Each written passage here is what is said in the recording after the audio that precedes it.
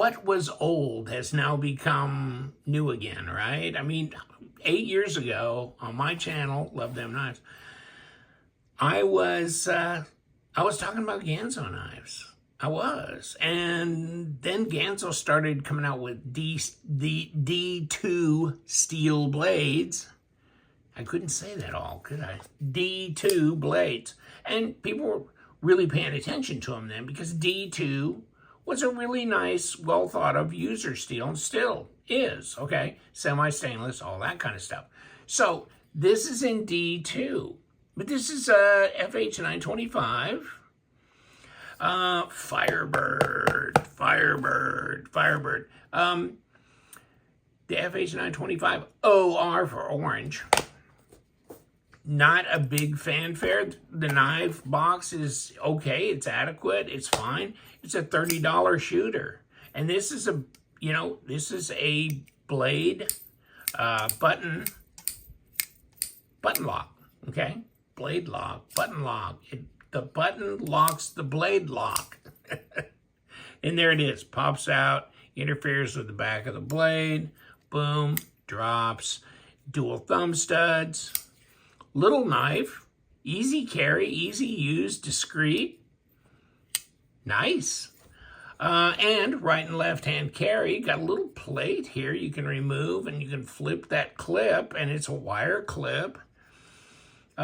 This is reinforced. You got steel liners, and they're not nested, so they're pretty sturdy. Feels tough.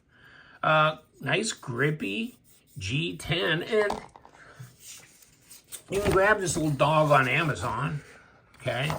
And I'll put, wasn't it Powers Cutlery that also carried them, and they may still. So if I find Powers link, I'll do that.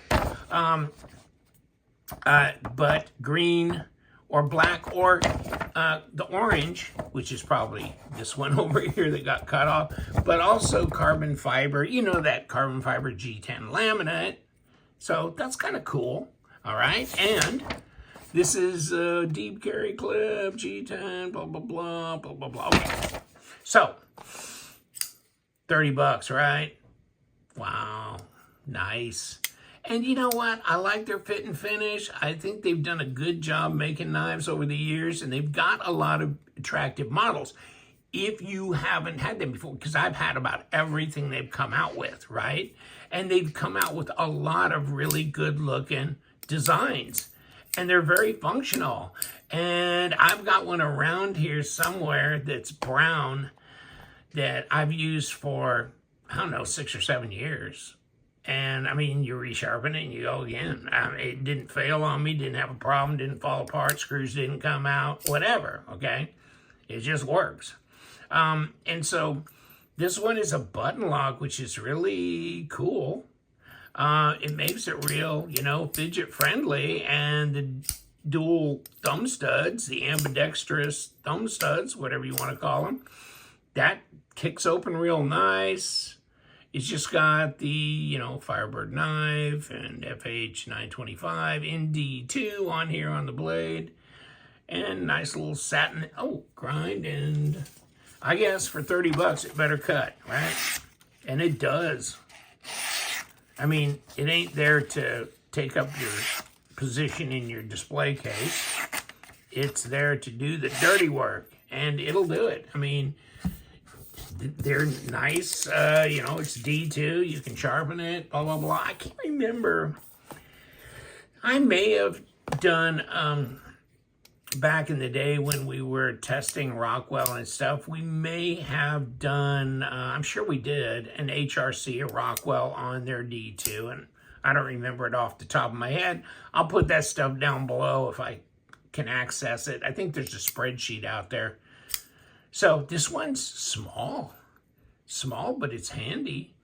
And right or left hand, deep carry, wire clip, liners, just everything looks good, and it's nice grippy G10. We will disassemble it just for shits and giggles, I guess. And then, of course, here you go with the backspacer being wrapped on both sides in steel because the liners extend out there. So for your lanyard, if you're of that ilk to want to do that, but button lock. And I haven't, you know, it's just like they were rocking and rolling all the time with the new model almost every month or whatever. And then I really hadn't heard anything from them in a long time. But this one came to my attention after, you know, going to the SHOT Show and running into their booth and all that. Then all of a sudden it waked me up again. And, you know, I got this one too. And of course, you remember the old automatics they had, right? Well, this one, doesn't this just look almost traditional? I mean, the blade shape and the overall shape, but a real ergonomic and real sensible look to it. But it's an automatic, right or left hand, deep carry clip, all that. Bam. And this one, no, it's not D2. It's a 9CR14, okay? And that's what, G767. So check that out. I don't think you can get them on Amazon because they won't sell automatics, and you're not going to catch them on eBay either. And you can go, I'll give you the link to the Ganzo site. And I kept thinking I'd seen somebody else that was selling them, but I don't remember now off the top of my head. But cool. I mean, it costs nothing. I think this is $35, something like that. Nice. Centered up. Cool. So we'll talk about this on another video. But this little dog, way cool. You know, it's a 3-finger knife all in all. There's really not, I mean, you kind of back it up with your 4th finger. You can hold on to it. Really no go forward position, but you got a little cutaway here. So you can strop it up, sharpen it, and not cause too much craziness. Pretty heavy jimping there, huh? And you can feel that too. But what does it weigh? I mean, it feels substantial in the hand. 102, so it's not super lightweight, but it's not real heavy either. 3.59, so 3.6 ounces. And you really got to know how big is this dog.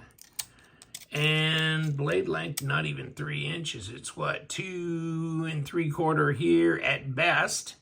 And really more like a 2.5 inch at about 65 millimeter.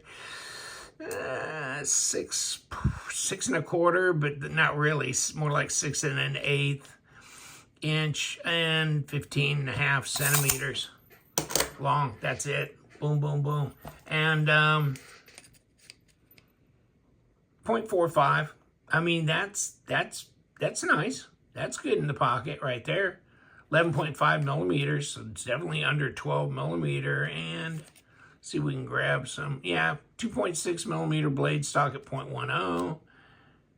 Yeah, right in there. Yeah, it is. Okay, so we're good. We're good. But yeah, fidget friendly, easy to kick out, thumb flick, middle finger flick, all kinds of fun, centered up, feels solid, fit and finish is nice.